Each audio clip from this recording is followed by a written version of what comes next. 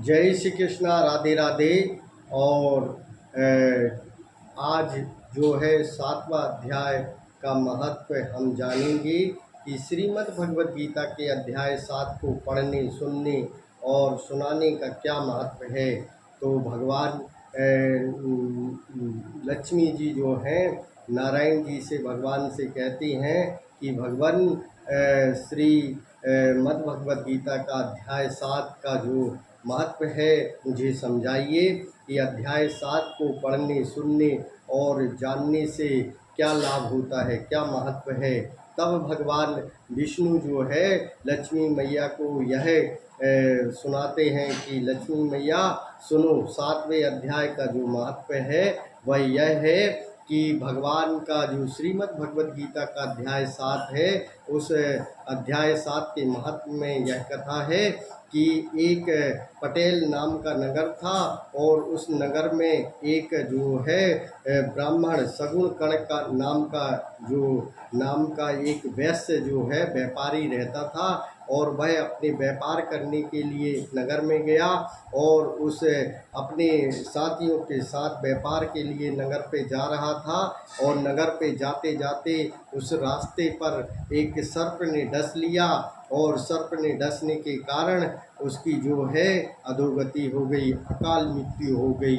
और इस अकाल मृत्यु से मर जाने पर उस व्यापारी की जो अंतिम संस्कार है उसके साथियों ने वहीं पर अंतिम संस्कार करके और उसके आगे के लिए उसकी जो कहना चाहिए अंतिम संस्कार करके उसकी जो अस्थियां हैं एक उसमें पात्र में रखकर और उनके बेटों को ले जाकर उनकी अस्थियां दे दी।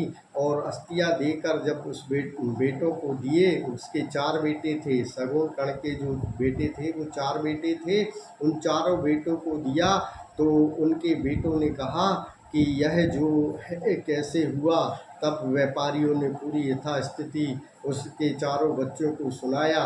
तब वह जो 4 बच्चे हैं उनकी अस्थियां लेकर भगवान की मतलब जो अपने पिता की अस्थियां लेकर उनमें से एक बालक ने कहा कि यह जो सांप ने हमारे पिताजी को डसा है उस सांप को मैं मारूंगा, कि मैं उस सांप को जो है मार डालूंगा। आप वह जगह मुझे बताओ जहाँ पर मेरे पिताजी को उस सांप ने डसा है।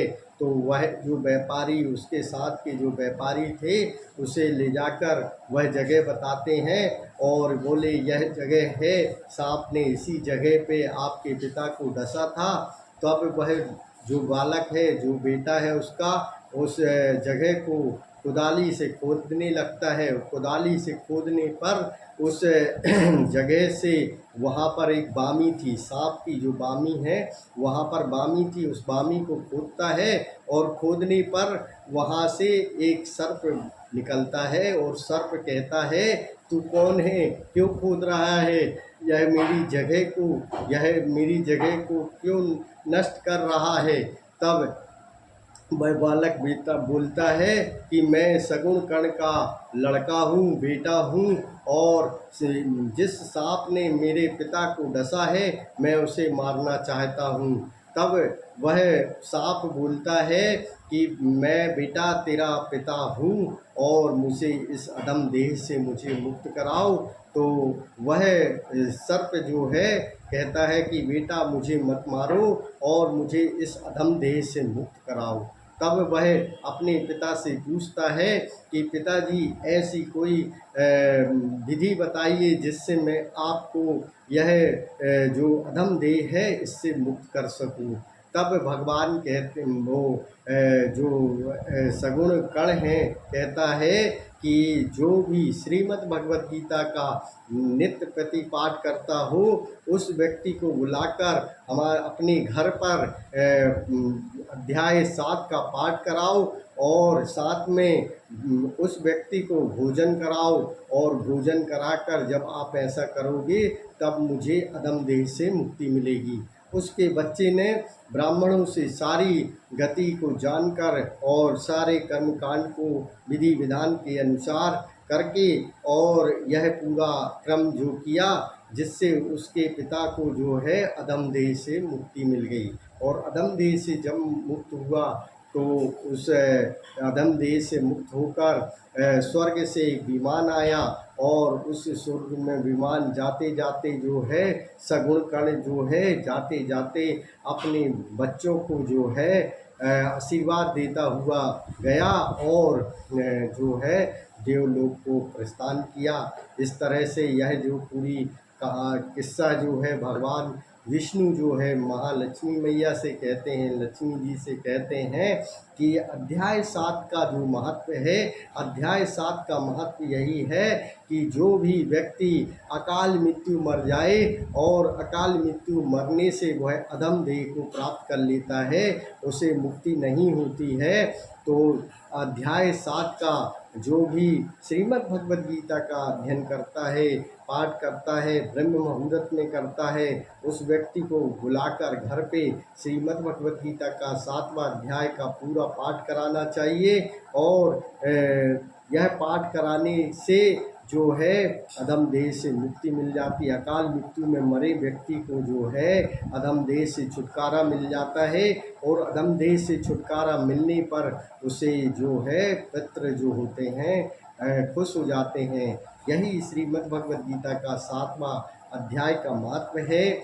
और आप माता लक्ष्मी ने यह जाना, और माता लक्ष्मी बहुत ही प्रसन्न हुई कि देखिए मनुष्यों के लिए कितना अच्छा उपाय है कि जो भी व्यक्तियों के घर में एक्सीडेंट से या दुर्घटना से या किसी भी प्रकार से अकाल मृत्यु होती है, उन सभी को यह अध्याय 7 जो है श्रीमद् भगवद गीता का अध्याय 7 अपने घर पे कराना चाहिए।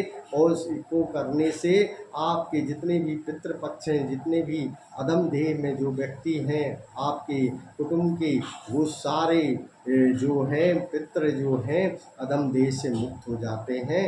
और यही भगवान विष्णु कहते हैं लक्ष्मी जी, यही पाठ है, यही उपाय है। इस उपाय को हर व्यक्ति को करना चाहिए, जो भी चाहे इस पाठ को करके और जो है अपने पितरों को संतुष्ट कर सकता है।